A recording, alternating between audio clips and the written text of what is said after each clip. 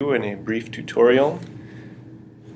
So what you'd have to do is log in and create a teacher account. You can either log in as a teacher or as a student. So once you create an account, you would log in and then you would have your students also create an account, and they would then use a code for your class. So you can set it up by different classes. So first hour, second hour, third hour, etc. Or you can actually set that up for them. So you can actually manually do it, but I would suggest having them do the legwork and not you. Once you log in, you'll notice this is the home screen or the dashboard. So what you'll see, you can take a tour, you can create a class, create quizzes, assignments, and then you can also see student progress, which you'll notice the same things up here. So class management, assignments, quizzes, student progress. You can also view NoRedInk as a student, so that's kind of a nice feature, so you can see what they see after creating it.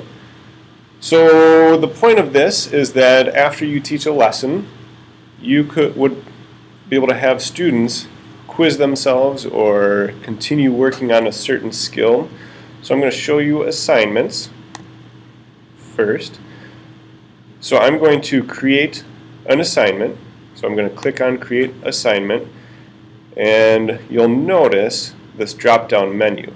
It has apostrophes, commonly confused words, subject-verb agreement, commas, and then as it states, coming soon for free, which is nice, several others, including parallel structure, one of the main ones we talk quite a bit about.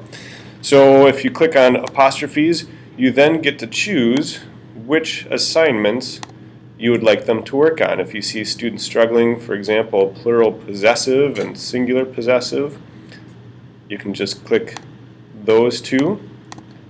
You get to choose the number of questions, create the assignment name, number of points. You can actually schedule a time that it's available. So if you wanted it, if you could pre-plan, I guess you can say, for next week or months ahead. So you can set it up that way, which is kind of nice, so the students wouldn't be able to practice until you teach it. So commonly confused words, I'll just show you some of the lists they have.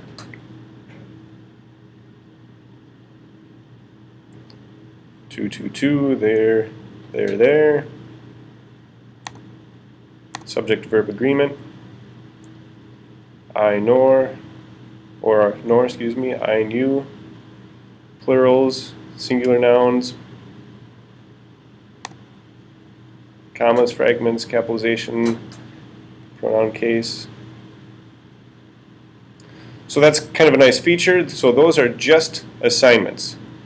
And then I would go ahead and click Create Assignment. So I'm actually going to create sample assignment, make it 10 points, or 10 questions, 10 points right now. Click Create Assignment, and there you have it. So there is my new assignment for students.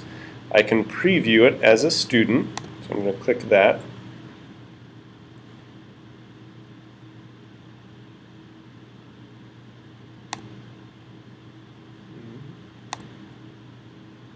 So fixing errors in sentence takes skills. So obviously it was spelled incorrectly. Some sentences like this one are already correct. Okay. So I can begin as a student would, use a pronoun to improve the sentence. So I get to choose between this one or this one. Okay. So that's what that looks like. I'm going to return to the teacher dashboard. Again, I can add students, so this is the classroom management. Here I've already created a class. Here's the code students would use once they log on as a student. I can add students manually, so if I already knew their email address, they need their email address. Or I think you can log in with your Facebook account. Quizzes, similar to assignments, but obviously it's a quiz and not an assignment. So create quiz. I'm just going to quickly show you this one because it's very similar. So again, I'm quizzing them on those same ideas, and then I get the point system. And then the nice thing is, and I don't have any students set up for this yet, but the nice thing is, for student progress, you would be able to see individual student progress based on the category. So again, apostrophes, parallel structure, etc. And then for each assignment that is given. So the nice thing is it's color-coded, so you can tell which students are needing additional support. So that is NoRedInk, a nice grammar tool that students could either do in the classroom or as homework if they have internet access. If you have any questions, feel free to email me at mkarasek@swc833.org.